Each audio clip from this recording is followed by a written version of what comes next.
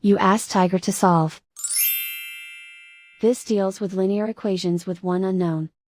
The final result is g equals -21/4. Let's solve it step by step. Simplify the expression. Convert the integer into a fraction. Combine the fractions. Combine the numerators. Isolate the g.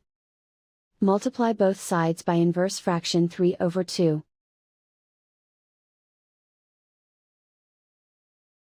Group like terms.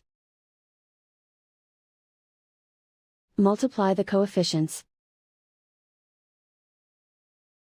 Simplify the fraction. Multiply the fractions. Simplify the arithmetic.